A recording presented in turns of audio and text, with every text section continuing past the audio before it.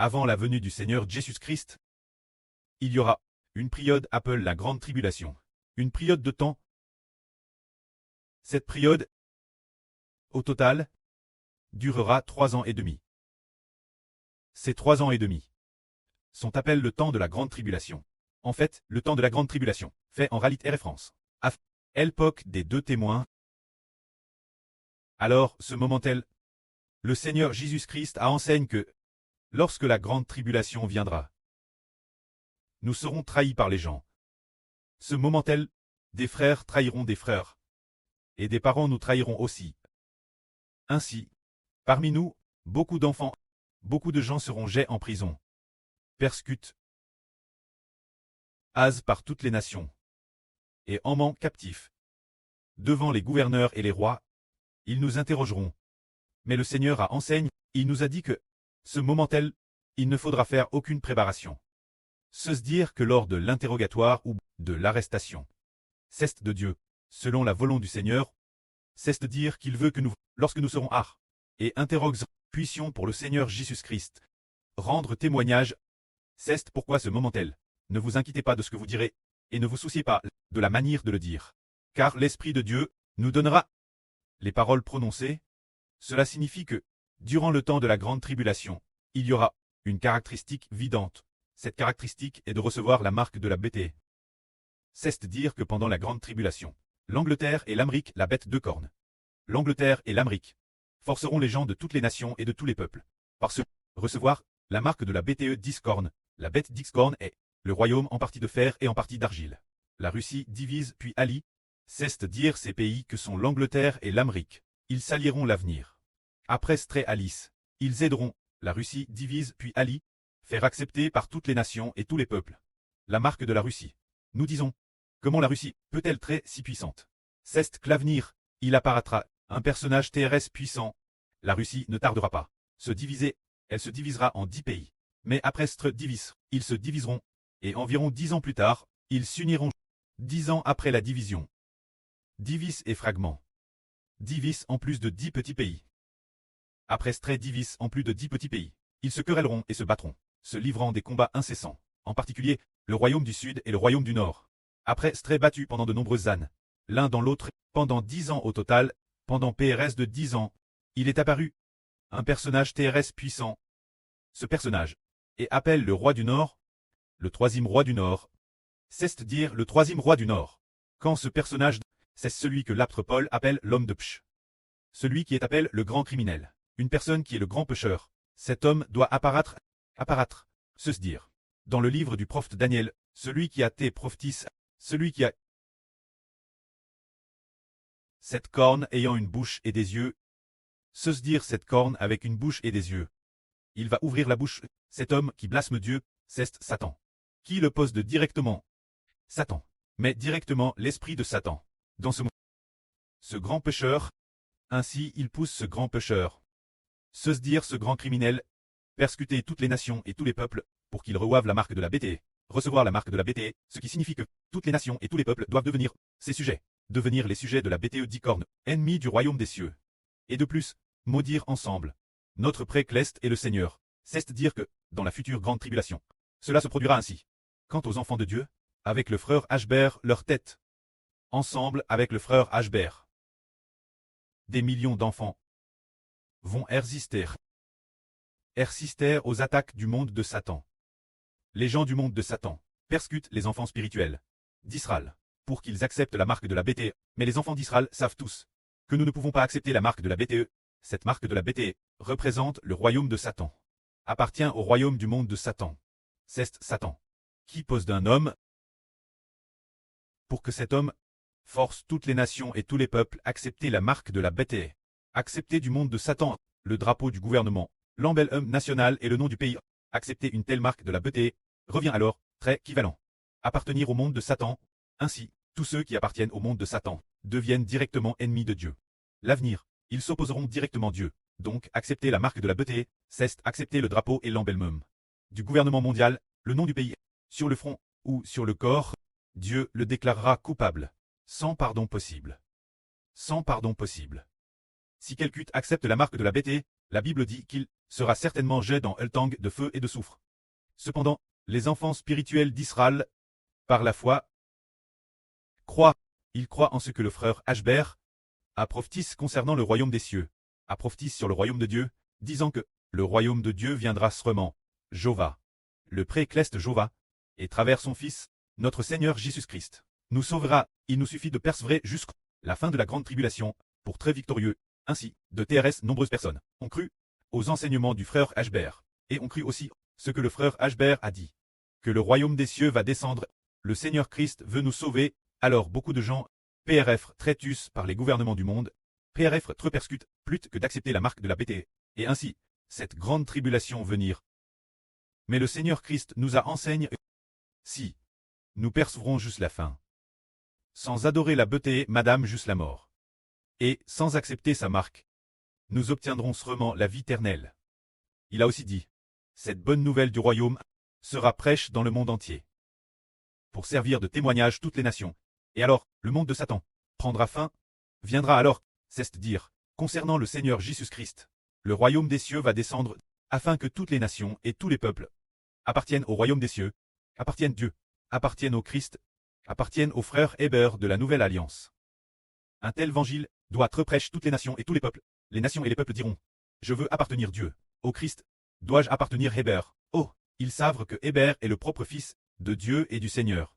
Nous devons nous tourner vers lui. Ainsi, un tel évangile sera prêché toutes les nations et tous les peuples. Et alors, les nations et les peuples, préférant appartenir au frère Héber, ne voudront pas appartenir au grand méchant. Ils préfèrent appartenir au fils du précleste et du Seigneur, le frère Héber, plutôt que ce monde, ayant un tel cure. Après cela, ils préfèrent Tretus, plutôt que d'accepter la marque de la BT, persévérant jusqu'à la fin, quand la grande tribulation sera accomplie. Alors ils seront sauvés. Dès que la grande tribulation sera accomplie, Dieu mettra un décret pour sauver Israël et les enfants d'Israël, pour les emmener dans le royaume céleste pour la vie éternelle. Et il détruira toutes les nations et tous les peuples. C'est pourquoi l'un des éléments les plus centraux de la grande tribulation, un élément central, une chose, c'est la question de la BTE et de sa marque. C'est-à-dire le gouvernement de la Russie, ainsi que le drapeau et le nom du pays, ce qu'ils exigent des gens d'accepter. Il y a aussi une autre chose, c'est que pendant la grande tribulation, il y a une autre chose terrestre importante, c'est que Jérusalem doit devenir Zol, car le prophète Daniel a dit prophétis, et le Seigneur Jésus-Christ a également cité l'écrit du prophète Daniel, prophétisant l'avenir pendant la grande tribulation. Jérusalem sera encerclée par de nombreuses troupes, et Jérusalem sera Zol. Mais pourquoi Zol? Le Seigneur a dit, ce sont des jours de vengeance. Ah, comment Jérusalem pourrait-elle subir la vengeance? Alors qu'elle était clairement l'ancienne capitale de Dieu, la ville sainte du précleste, et que le temple du précleste était aussi Jérusalem. Pourquoi est-ce une vengeance? C'est pour une raison, qu'il y aura vengeance sur Jérusalem.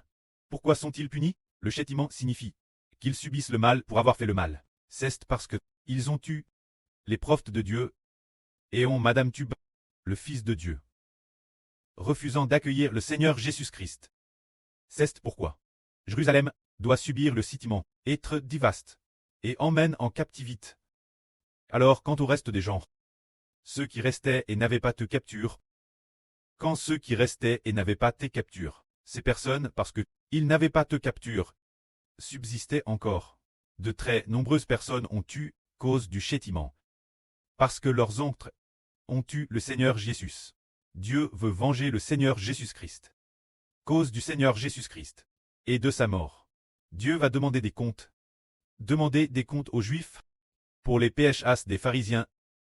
Après avoir demandé compte, beaucoup de gens ont pris dans la guerre, ont été détruits par la peste et la famine. Ainsi sur peut-être 10 personnes, il n'en reste peut-être qu'une. Il ne reste plus que si peu de monde. Dieu leur donne un cure repentant. Ce moment-tel, ils ont accueilli le Seigneur Jésus. Ainsi, finalement, l'Israël du Moyen-Orient, Elta d'Israël au Moyen-Orient, a été préservé. Quant au reste des gens, ils ne prieront pas, mais obtiendront la vie éternelle. Quand ceux qui sont destinés à la perdition, ils doivent bien et sœurs prier. Quant au reste des gens, Dieu leur donne un cure repentant, pour accueillir le Seigneur Jésus du salut, et obtenir le pardon de leurs PHAs, et ressusciter pour la vie éternelle. C'est-à-dire que, parmi l'une des grandes tribulations, l'une des caractéristiques, est que Jérusalem sera encerclée par de nombreuses troupes. La Bible dit que c'est le jour du châtiment, ils ont abandonné Jova. C'est pourquoi Jova va les châtier, détruisant beaucoup de gens. Le reste des gens devra se repentir et accepter le salut. Ainsi, nous disons, si les gens ne veulent pas obéir, ils seront ch'tis par Dieu. C'est ch'ti. Et en fait une bonne chose. Le châtiment ne mène pas la mort, mais seulement par Dieu. Puni est-ce vraiment? Ou puni plus légèrement? Pour amener le cœur de l'homme, savoir se détourner, et revenir Dieu pour obtenir miséricorde, car hier soir, frère Hbert dans un RVE. A RV qu'une erreur. Est-ce vraiment ch'ti par Dieu? Savoir la mère Cleste. Avec une corde. Attachait les mains de ce frère. Attachait les mains de ce frère. Et puis, frère Hbert a exhorté ce frère en disant, mon frère, tu dois accepter l'enseignement de la mère Cleste. Tu dois te soumettre. Ne résiste pas. Tu dois te soumettre. Alors ce frère a continué dans la souffrance. Il semble que, dans la souffrance, il a beaucoup pleuré. Dans une grande douleur, il se peut que, après avoir été discipliné, il ait appris à obéir. Personne ne prospère en désobéissant Dieu. Tous ceux qui désobéissent, Dieu les châtiera, jusqu'à ce qu'ils se soumettent. Ensuite, il y a de la compassion. Le pré-Cleste a autrefois discipliné Israël. C'est ainsi que le pré-Cleste a discipliné le pré n'a pas épargné les orphelins, ni les veuves, laissant les orphelins se faire tuer, et les veuves se faire outrager. Puis il a tué leur mari, faisant en sorte que Jérusalem soit presque anéantie. Les personnes tuées étaient nombreuses. L'origine, les Juifs devaient avoir une population estime des centaines de milliers. Mais quand l'arme babylonienne est venue détruire, il ne restait peut-être que quelques dizaines de milliers de personnes. Il est possible que, sur 10 personnes tuées, il n'en restait qu'une ou deux. Il est possible d'atteindre ce niveau. Alors, ceux qui restaient ont été emmenés captifs Babylone. Après avoir été emmenés captifs Babylone, ils ont été réduits en esclavage pendant 70 ans. Une fois les 70 ans révolus, Dieu a eu pitié d'eux. Cela signifie que les rebelles, Dieu ne va pas les anéantir pour toujours. Mais il sauvera plus de certaines personnes. Le pré-Cleste Jova a ainsi infligé une telle discipline. Alors nous, son groupe d'enfants, si nous pouvons l'accepter, nous devons accepter la discipline et nous soumettre l'autorité de Dieu. Car, si tous ceux qui désobéissent ne peuvent pas prospérer, très discipliné par Dieu est aussi une bonne chose. Si travers la discipline, n'a un cœur qui sait se soumettre l'autorité et qui craint Dieu, alors il obtiendra miséricorde. Ok, car la Bible dit, la crainte de Jéhovah est le commencement de la sagesse.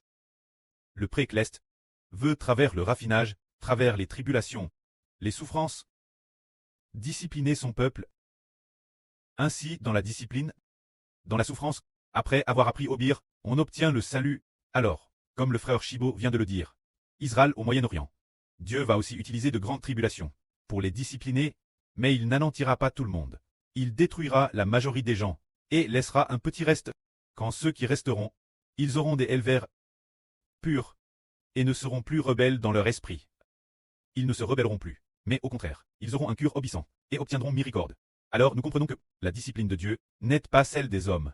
Quand le frère Chibo était jeune, par le préadoptif charnel, peut-être le préadoptif, ou peut-être le pré-biologique, l'avenir Hbert a compris que lorsqu'il corrigeait le frère Hbert, il utilisait un fouet, utilisant ce petit béton de bois, pour lui donner des fesses. Et puis, ce n'était qu'une légère douleur. Après une demi-heure, cela ne faisait plus mal. Mais la correction de Dieu, n'est-ce pas ainsi? Et madame, une correction telle qu'elle nous rend incapables, face à cette immense souffrance, parce que le pré-Cleste a aussi dit Hbert que dans la souffrance, il bitit Israël, et bitit aussi ses membres. Pour nous corriger, le pré-Cleste va utiliser de grandes tribulations, nous prouver par de grandes tribulations, afin que nous ayons un cœur d'obéissance et de crainte. Que la gloire soit auprès et au Seigneur. Amen.